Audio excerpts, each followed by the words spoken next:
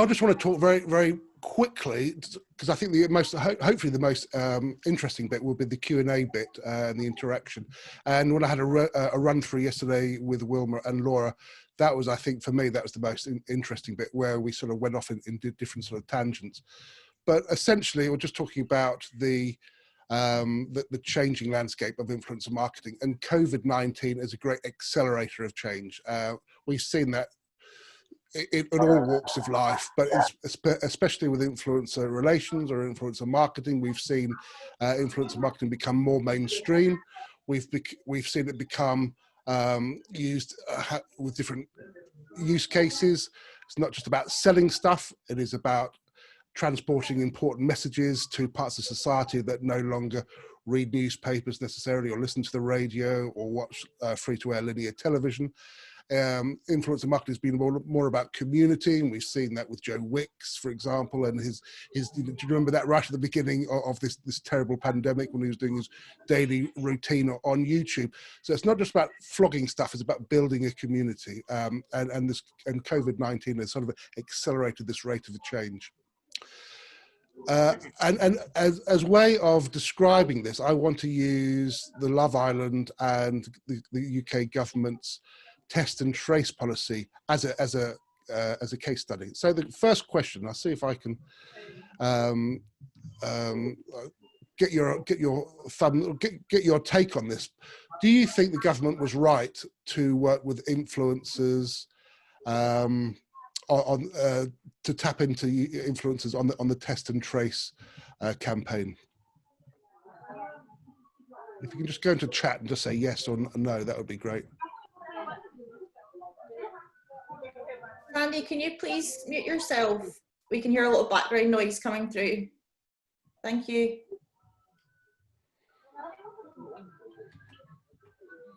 Right. So on the whole, I think that you think there should be you think that it is a good idea. So here is a headline from The Guardian, and The Guardian here, you know, I forget the journalist's name, but there's that journalistic principle that any headline that ends in a question mark can probably be answered as no. So The Guardian is, I think, essentially saying no, they don't think that Love Island should be used to advise on test and trace. And that is held true with a lot of the mainstream media. You can read these headlines as well as me, but here's the Daily Mail's take on it, the Mirror's take on it, the Metro, Sky News, and the Sun. And I think, you know, they've got a downer on influencer marketing or influencer relations, and I think at the back of our mind we should always ask ourselves why there might be a downer. And I think, you know, increasingly there's a financial disincentive for mainstream media to eulogize about influencer marketing, because increasingly mainstream media and influencers are vying for the same ad spend. So I think we sometimes have to look behind the headlines, but certainly the mainstream media would have us believe that it was a bad idea. I think that it's important. I obviously, you know, I'm a great proponent of influencer marketing, and I think that it's a very important element. And we can see some research from Takumi that was released on Monday. Takumi is an influencer marketing agency, and yes, you could say that they would say that, wouldn't they, because they've got skin in the game. But they interviewed they outsourced a survey and surveyed 3,000 consumers in the UK, in Germany, and the US. And in the whole, they saw that 1 in 4 consumers are more likely to source news updates and opinions from influencers than they are from journalists and established news outlets. So it was 25%, 1 in 4 across the whole of consumer base of that 3,000. But more tellingly, it's beyond 1 in 3 for 16 to 44-year-olds, 38% 16 to 24, 38% for 25 to 34-year-olds, and 34% to 35 and 40-year-olds. So overall, 1 in 4 consumers say that they turn to an influencer for news and opinion before they would turn to a journalist or an established news outlet. and that is good and bad. We know. But we also know that you could say that at me as a brand, I don't buy into influencers. And just because you don't, as a brand, talk to influencers, that doesn't mean necessarily that influencers aren't talking about you. So there was a poll or a survey conducted by Reuters Institute of Journalism a couple of months ago, and they found that of all the COVID misinformation stories, celebrities and influencers only accounted for 20% of that misinformation, but their engagement rates grossly over-index the number of posts they're posting. So they're posting only 20% was misleading, but because they're engaging and because of their reach, they over-index that 69% of content was from an influencer or from a celebrity. So as PR practitioners, we need to obviously know when we're doing stakeholder engagement, we need to know not just who the good guys are, but who the bad guys are as well, who are saying negative stories about our organization or about our brand. And they might not be doing it on purpose. They might not be deliberately trying to give misinformation. They might just be doing it because they don't have access to the correct information. So my point here is that just because you're not actively engaging with influencers as a brand doesn't mean that the influencers aren't speaking amongst themselves and to their publics about your brand.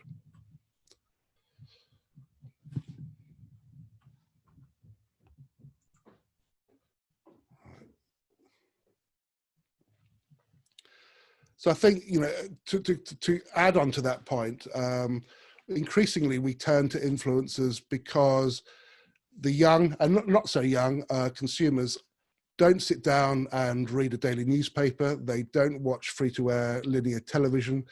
They don't listen to the radio. They're becoming increasingly skeptical in institutions, whether that is governments or whether that is big brands, and increasingly in terms of a brand trying to reach them through an advertisement, we are turning to ad blockers to block that content out. Wilma, just as a small point, I've got 4 people entered the waiting room, and I don't know if I'm meant to be allowing them in or whether you're meant to be doing that, just as a sort of a side point. Only you can do that as host, Scott. Oh, okay. Let me write. So a bit all. I didn't want to interrupt you while you were in full flow, but yes, if you could, that'd be great. Sorry. No, good. Right, we're all right. I've done that one. I'm glad I asked. That's good. So I'll try and Thank you. that. Right, good. So then, so scrolling back to the question, was the government right to work with influencers? I think yes, they were right to work with influencers, without question. And possibly you could levy that they would have been derelict in their duties if they hadn't have worked with influencers to try and carry that important messaging about track and trace to elements of society. Again, just to repeat myself, who don't sit down and read a newspaper, who don't listen to the radio, who don't actively engage in free-to-air linear television, but they do turn to social media. And we've all seen the statistics of the enormous uptick in use of dwell time on social media, especially this year during the pandemic. But that doesn't mean that all influencers are good. And so the importance here for a PR practitioner is, as we know as best practice, is to tap into having a proper workflow. And the workflow obviously starts with the research and then insight and then selecting the best people to carry the message and then doing the creative and then ultimately measuring and evaluating that campaign. And I've seen in the last 2 or 3 years this sort of swing away from practitioners using no data or not having access to any data to the pendulum perhaps swinging too far the other way to an over-reliance on data, a kind of a deification of data. And neither approach works. Well, there needs to be a marriage of science and a marriage of art, if you like. So in terms of working with Love Island contestants, you can turn to influencer marketing agencies, and you can look at you can turn to data to find influencers with the right age, the gender that you're trying to reach, that they are the right geolocation, have the right interests, have sufficient reach, they have high engagement levels with their audiences. You can check who has engaged in influencer fraud, that is buying fake followers or buying likes or buying engagement to inflate your influence. And data is great at that. But you also need the contextual intelligence of the communicator, the PR practitioner, to add the human side of working with an influencer.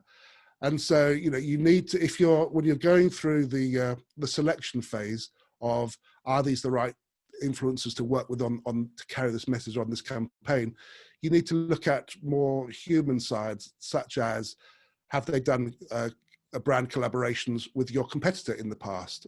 If so, how long ago? Do they know what the regulations requirements for carrying a sponsored bit of content are? And if so, do they always append their content with hashtag ad, etc.? What have they done in a previous life? Even Zoella, you know, the nicest sort of YouTuber in town, she said some pretty questionable remarks on Twitter about Britain's Got Talent contestants a few years ago. So have they said any, you know, has the influencer said anything in a previous life that might be damaging to your present campaign? What's the brand sentiment like with you and your brand? So you might not have worked with them in the past, but are they advocates for you? Or have they mentioned you or your organization or your brand in the past? And if so, what's the sentiment been like? Have they been positive? Has it been neutral? Has it been negative? And you also need things like the tone of voice, the values and ethics behind that content, and their creative style. So there's nothing wrong with you know, if you're over 16 with smoking. If you're over 18, absolutely nothing wrong with drinking alcohol. There's nothing wrong with using adult language. But you have to be mindful of your audience. And if you are a family-orientated audience, you might not want to create that posts them with driving cars fast, or swearing, or drinking, or smoking, for example. So well, the message I'm trying to get across is, yes, I think I think the government was right to work with influencers on the test and trace case, but not all influencers are good, and it's up to the PR practitioner to interpret what does good look like, both in terms of data and in terms of that contextual intelligence. So here, you know, here are three celebrity Love Island contestants that worked with the government, and so a quick view of their Instagram feed would have shown you that, you know, they Shauna Phillips, you can read, it's very small print at the bottom, there's Josh and there's Chris. So these three pictures were taken either just before or just after the activation with the government. And so whilst the campaign was about downloading the app for track and trace, the government message since March has been about social distancing. And all three influencers here, you can see either before that campaign with the UK government or immediately after, here they are obviously not indulging in social distancing. So if these pictures were taken immediately before, that shows you that the person in charge at the government wasn't properly vetting the influencer. And if it was after, it shows that they didn't probably put in a proper clause in any contract or creative brief that said, for a sunset period of, let's say, 30 days or 60 days, make sure you uphold the whole UK guidelines on what we should be doing during COVID-19. Here's Shauna Phillips. Here's the example of her paid for bit of content, and you can see nice long bit of narrative here in the caption. It contextualizes it, tells you what she's done, etc., etc. But right at the bottom, you see that there is the hashtag ad. And I don't know this for sure, but I've seen lots of reports that this was an afterthought, that she that the initial release or the initial post she posted didn't have the required disclosure. So that leads us on to what is disclosure and who upholds disclosure in the UK. The Advertising Standards Authority and the Competition Markets Authority is the answer to that. The ASA is a self-regulator, and the CMA looks after protecting consumers in the UK. And very simply, a marketing to meet proper disclosure in the UK, ads must be obviously identifiable as such, and for an influencer, an advert must be identifiable with an identifiable label. It must be noticed and then understood and recognized as an ad when you click or otherwise interact with that. So flicking back to Shauna Phillips's, you wouldn't have known that that was an ad on first sight. It's only if you opened up her story and scrolled down to the bottom of her caption would you have known it's an ad. So that would not have satisfied the ASA or the CMA's regulations or rulings, guidelines on that. So effective disclosure must be prominent, it must be timely, and it must be clear. It has to be obvious to the audience, it has to be timely, i.e. it has to be at the beginning, and it should be unambiguous. And the ASA did a lot of research last year, and they said the only really unambiguous hashtag that they will accept is hashtag ad. Not hashtag SP or hashtag spawn or hashtag sponsorship. Has to be hashtag ad, or thanks to blah blah company for giving me this, or gifted. Hashtag ad is the only one that they really see is the most effective compliance. I want to say a short word on what a commercial arrangement is. Commercial arrangement is obviously when pound notes change hands from brand to influencer, but it could also be more, other commercial arrangements. So this is a screen grab I did from a presentation I did to Marriott hotels globally, and they work a lot with influencers. Obviously, they don't do a lot of paid work with influencers, in as much as they don't pay with pound notes to influencers. But they do allow influencers to stay at their hotels.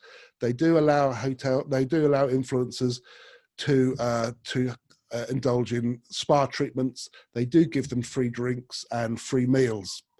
And so that is a commercial arrangement, and that must be appended with the requisite hashtags and a hashtag ad to make audiences understand that there is a commercial arrangement. And here you can read what the CMA Influencers Guide says on that matter. If there's any sort of relationship that's paid for, it's a gift or a service or a trip or a hotel, that has to qualify as being paid. So at the beginning, and you'll be relieved that I'm almost towards the end of this little talk, but we talked about having a workflow and understanding, researching what it is we're trying to do, what sort of a change are we trying to affect, researching that, doing some research into the key audience, understanding how to motivate them through insight, putting together a strategy and some sort of creativity. But it's also about what do you do after you've engaged with that influencer. You don't just say, in terms of the track and trace, you don't just say, please promote the track and trace. You need to have a more rounded view of what the goals are, what the success criteria looks like. What does a style guide look like? What can you add? What should you include in the visual that you're producing? What are the key messages that you want the influencer to get across? Are there any social media handles that you want them to use? Any hashtags, for example? What are the timings? What are the deliverables? How much content should they be creating? Are there any no-go areas? For example, should they, a no-go area in this context might well be make sure that any content you post in the next 60 days doesn't have you with your arms around, a friend and not abiding by social distancing, for example. And then again, if anyone is interested in this slide deck, I will very happily email it to you if you contact me. And you can contact me on the from my website on that link below. But here are just things to think about when you're trying to organise this into a contract. And a contract doesn't have to go through solicitors and lawyers. It can be just a list of agreed terms in a Word document or an email exchange. But just get things down in writing. Are you going to be paid? If so, how much? What's the payment structure? So it might be 30% on sign up with the balance when the deliverables have been completed, for example. And you can institute things like sunset clauses and cancellation clauses and morality clauses. So for example, here you could say, if one of the Love Island contestants had gone off the rails for whatever reason, you could ask them or demand that they remove the content from their stream. One final thing to think about in terms of working with influencers is who owns the IP, who owns the intellectual property, and it's worth noting that the influencer owns the IP unless you make arrangements for that to be handed over to the brand, and I think that's often forgotten when we start off on our journey on influencer marketing. So we spent a lot of time talking about the track and trace. We've talked about COVID as being the accelerator of change. And in terms of acceleration, we've seen influencer marketing in the last 6 to 9 months become more mainstream. And we've seen the uses changing from just selling product to carrying important messages. So it's not just the track and trace, but the United Nations has worked with influencers. The World Health Organization has worked with influencers. The Finnish government reclassified influencers as key workers because their importance of carrying messages to the young and elements of society that no longer watch TV or read newspapers or listen to the radio, and who actively block ads with ad blockers. So the world is changing in terms of influencer marketing. We've also seen different use cases. We've seen Mike Bloomberg and we've seen Joe Biden work with influencers on their route to the White House. So it can be used in political campaigning.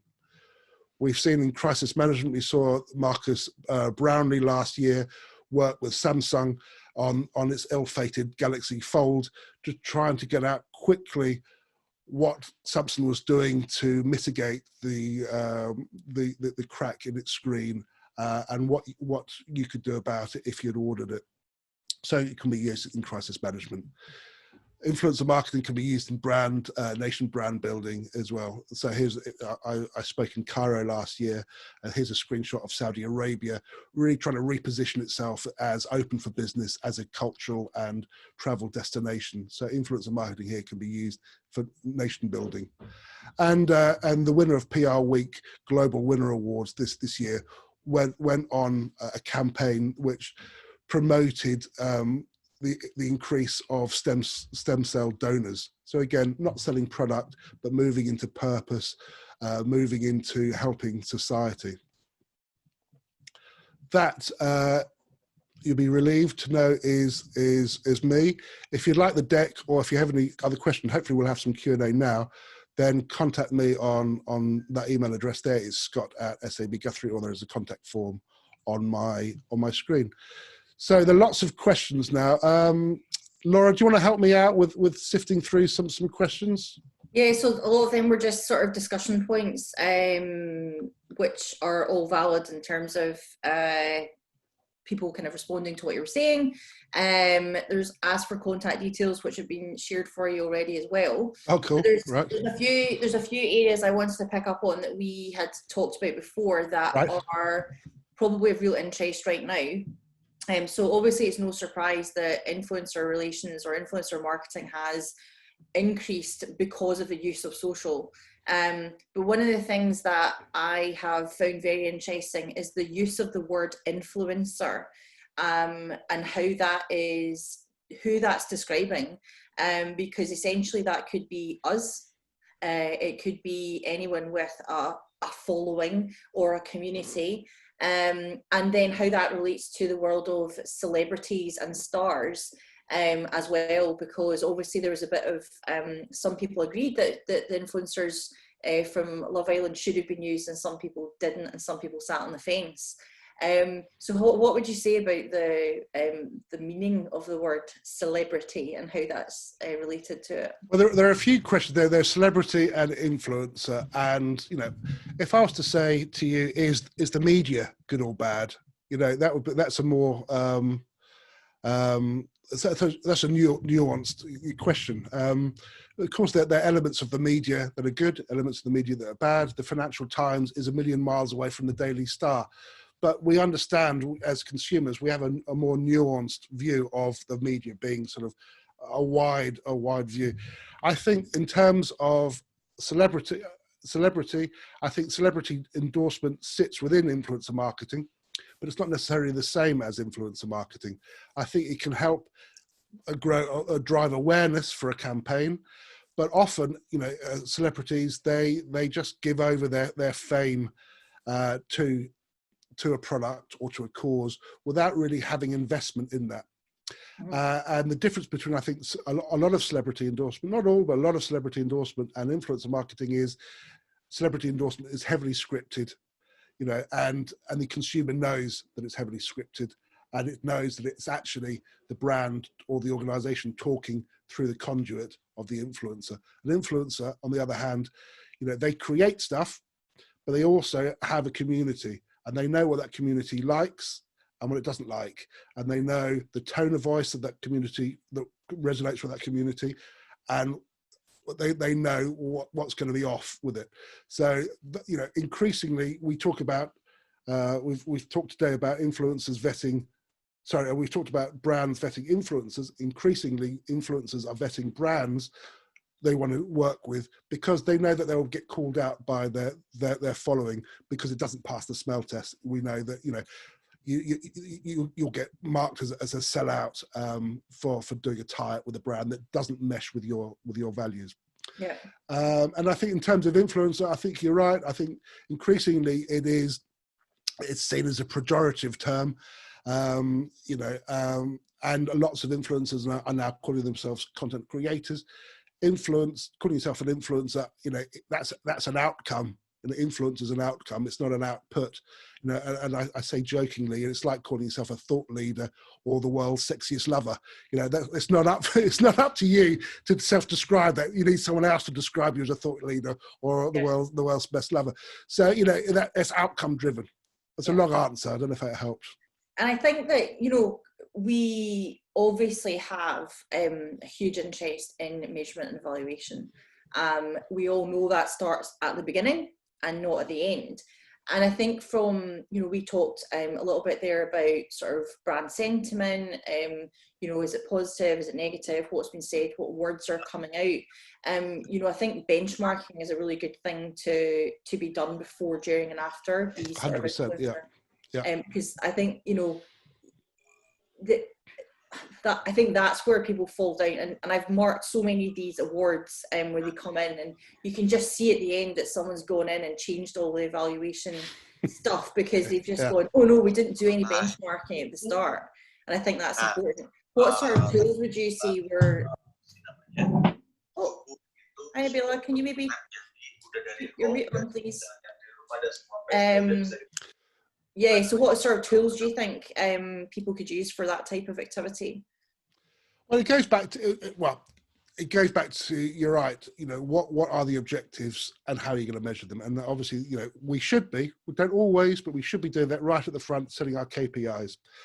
And so with the track and trace, they measure. The government was very keen to say, it's about the reach, and we've reached lots of people. But really, I think the ultimate, outcome should have been the lowering of the coronavirus spread.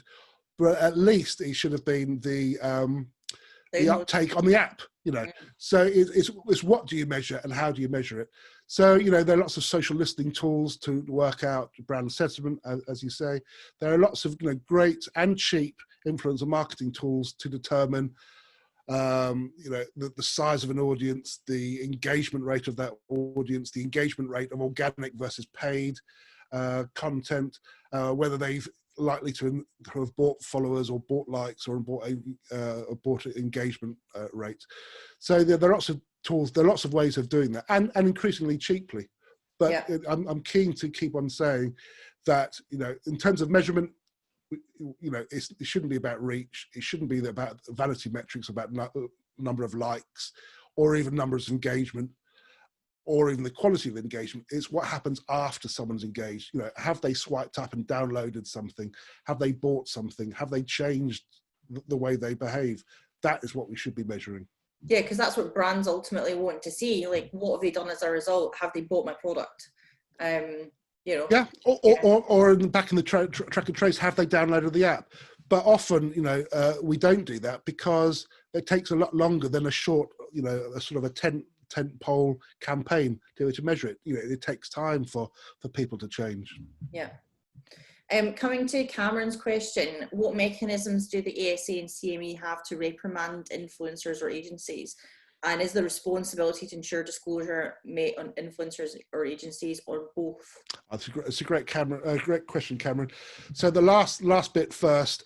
It's a little bit like libel. I don't want to say it's the same as libel, but everybody along the chain is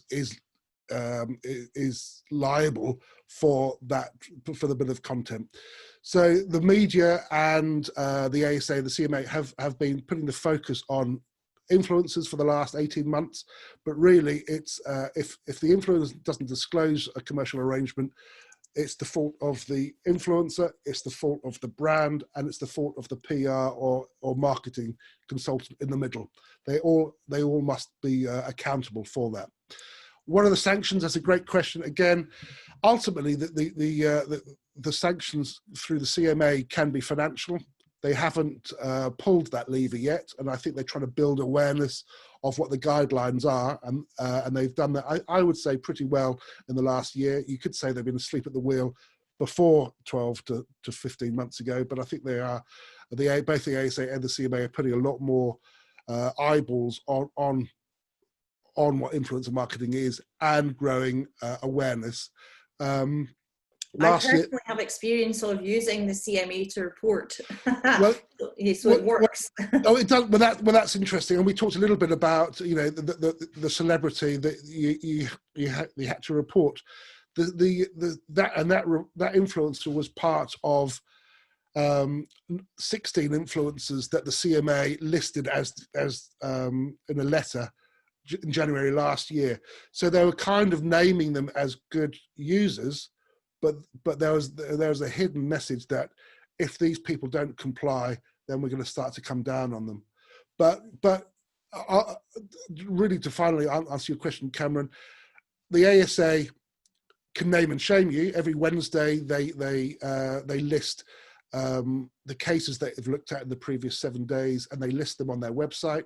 Often a newspaper will pick that up and run that in a story. Louise Thompson's been featured many times in the Daily Mail over the last year for her not complying with the ASA.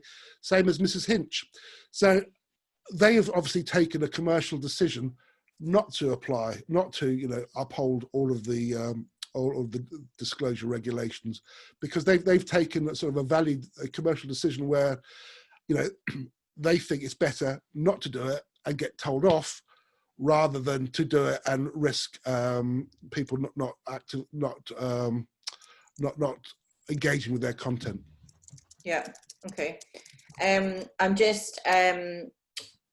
David has asked about the PRCA having a template for The contract, I've just said if Wilma could confirm or deny that, that would be great. But also the slide that you shared, I think there was about 16, 20 points on it that was very comprehensive. So if you want to flick back to that afterwards when you watch the video, the slide. Yes. I mean, this is all of this stuff is, and I'm not overly selling my stuff.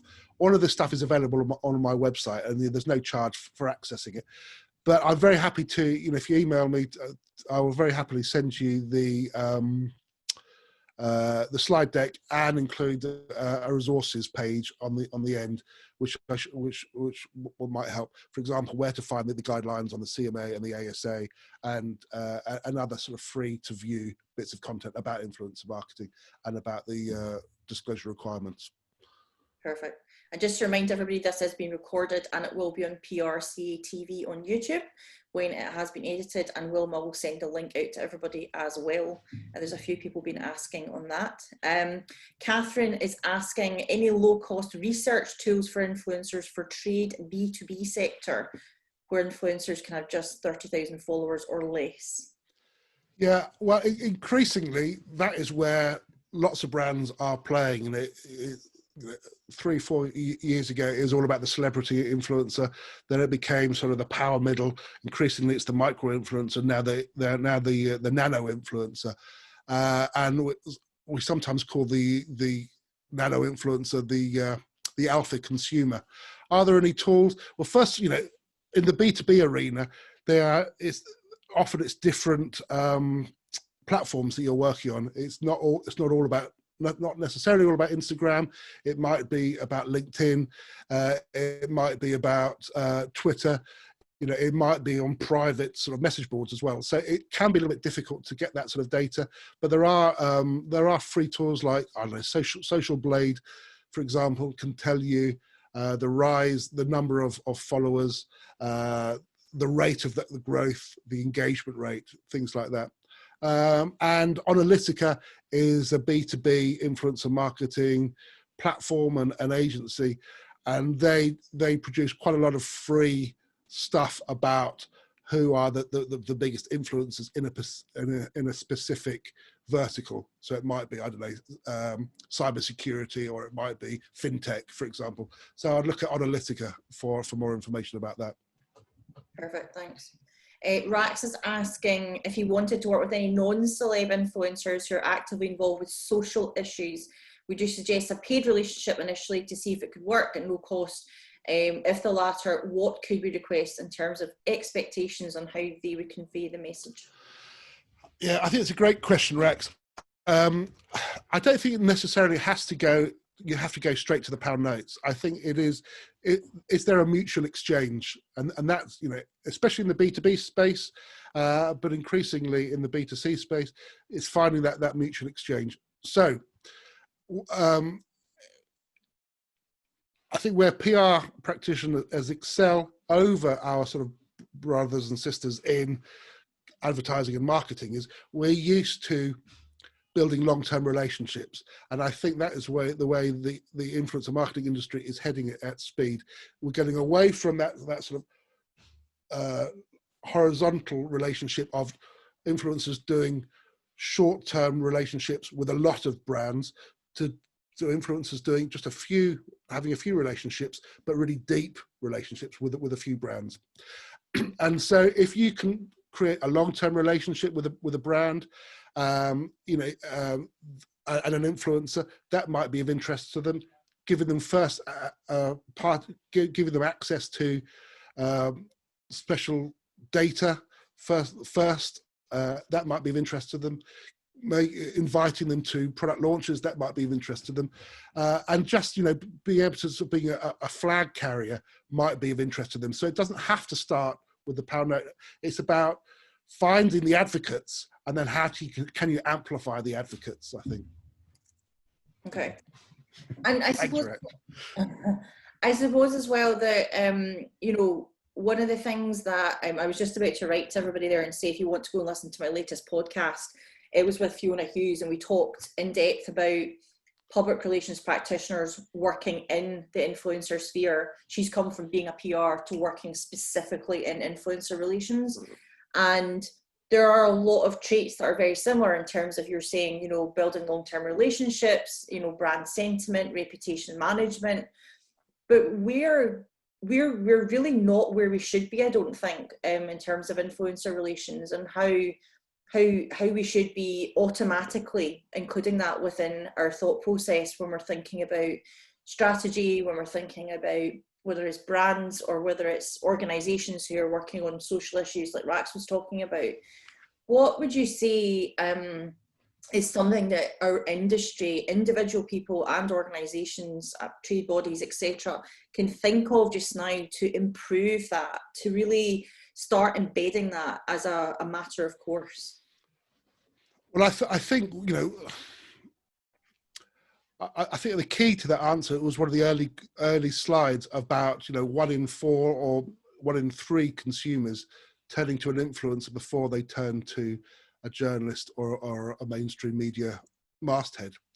And so, you know, one facet within public relations, and one that the world always gets wrong and thinks you use it interchangeably, is media relations. They think of PR when they think of media relations, and they shouldn't do.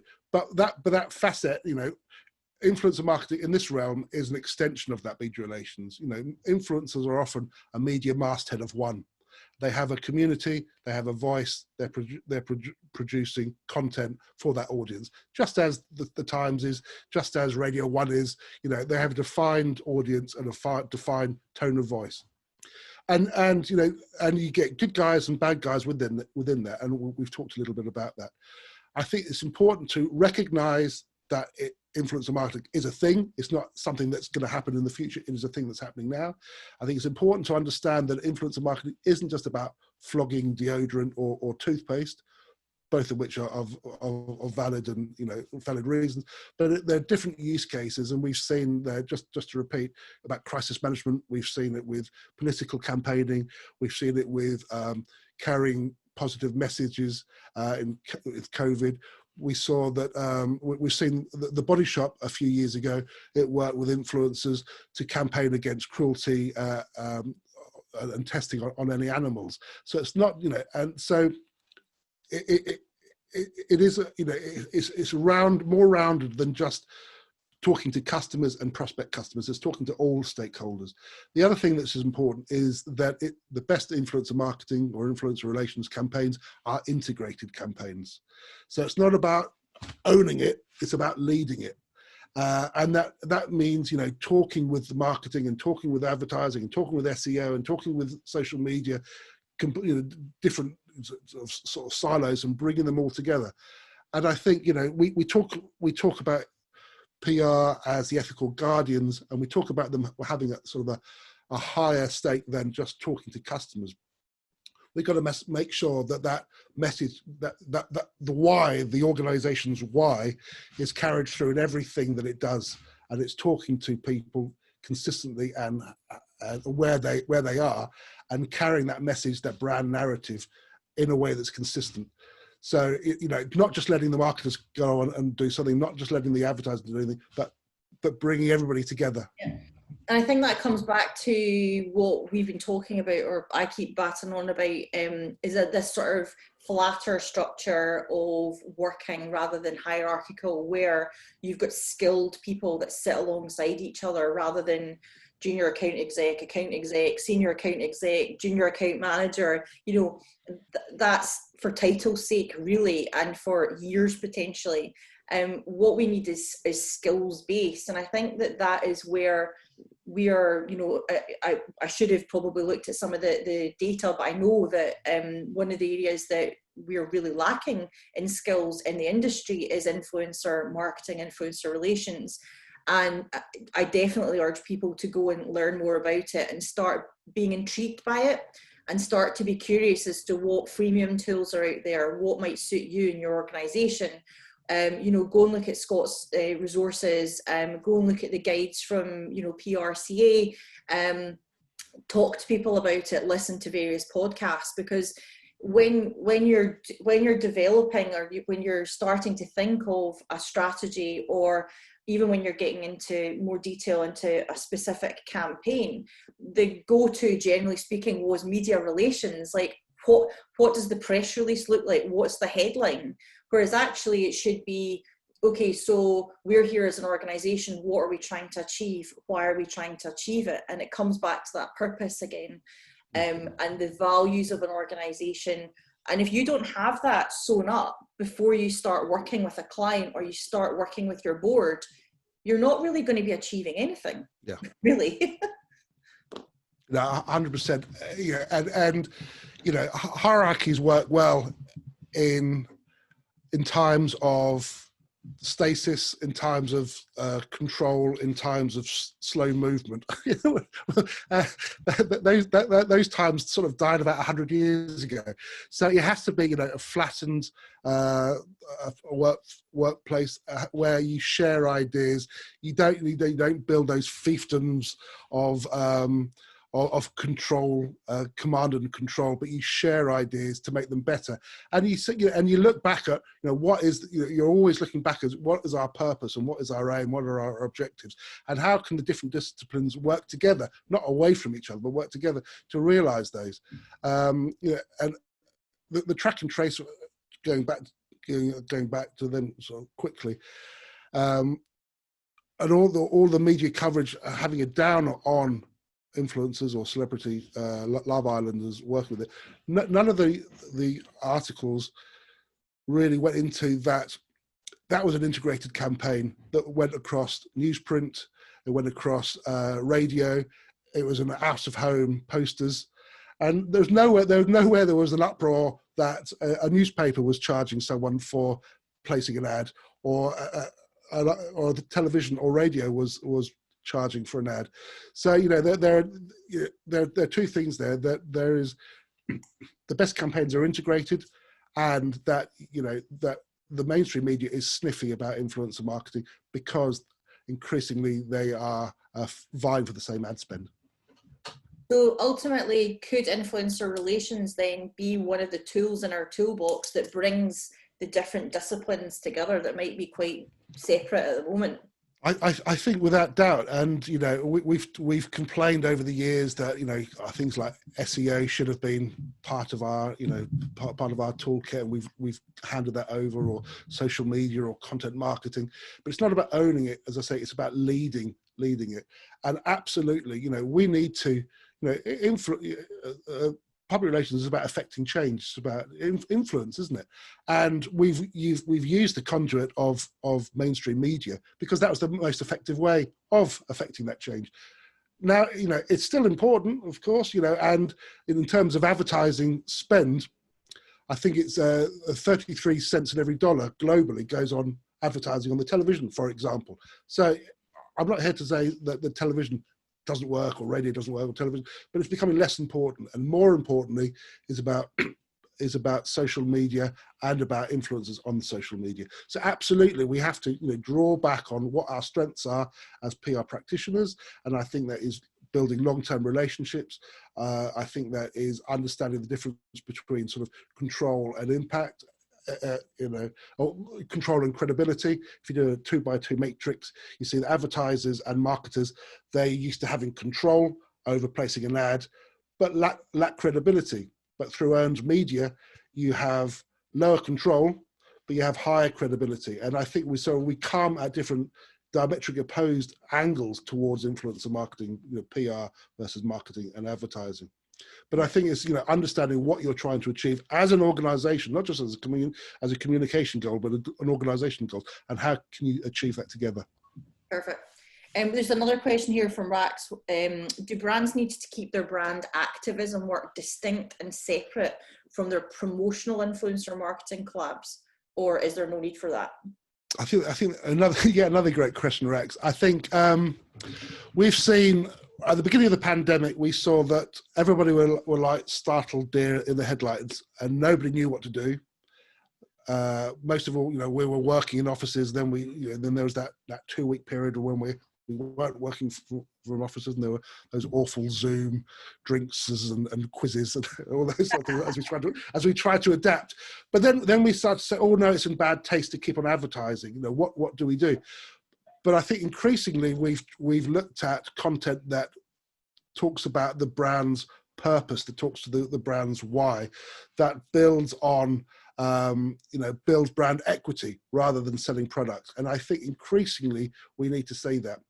I think the other part of Rack's question is, I think ideally in a world we'd like our brands to be like Switzerland, not getting involved in anything, just sticking to its knitting and just making money. Consumers won't have that anymore. A brand has to believe in something, and we've seen that we're increasingly seeing that Gen Z, it's something like 76% of Gen Z go through an internal checklist, and values and ethics and worldview are part of that internal checklist that they go through before they sort of commit to buying from a brand. So purchasing is becoming a political act increasingly. So we can't switch on and switch off to say, this is about activism and this is about selling a product. It has to be part of everything we do. Thank you. And Rax is just sharing some links at the bottom there. There's a question here which David had asked about tool for sentiment analysis. Do you have any recommendations? Yeah, I'm always loath to recommend tools. Being an independent practitioner, you can do a Google search for that, but there are loads. It's social listening tools, isn't it? That you want to get into, and it depends on what your budget is for that and how much you're going to use of that. Sometimes social listening tools are bundled into other products. For example, in influencer marketing products, platform products and stuff. Sometimes you can buy them as a standalone. But a quick Google, I'm sorry to dodge the answer, but a quick Google, you'll be able to get an understanding on what it is and how much you have to pay for it. And that's a really good point about social listening as well, which PR practitioners are terrible at doing. There are so many opportunities on even just looking at Twitter or Instagram. When you've looked at hashtags, when you're looking at your audiences, you can tap into what people are talking about and learn from it, but also join in conversations. And I think sometimes that PR practitioners are not so hot in that area. They just stick to the tradition of like linear stuff. Any more questions for Scott while we have him? We have 4 minutes left.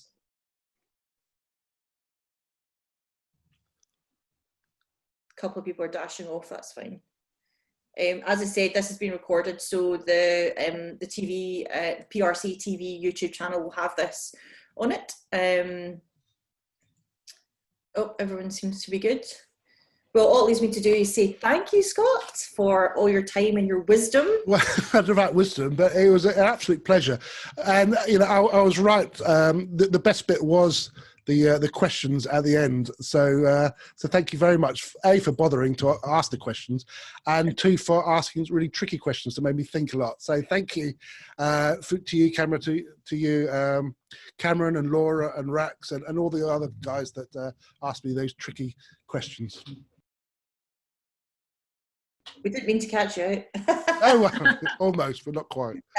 Scott. Thanks, everyone.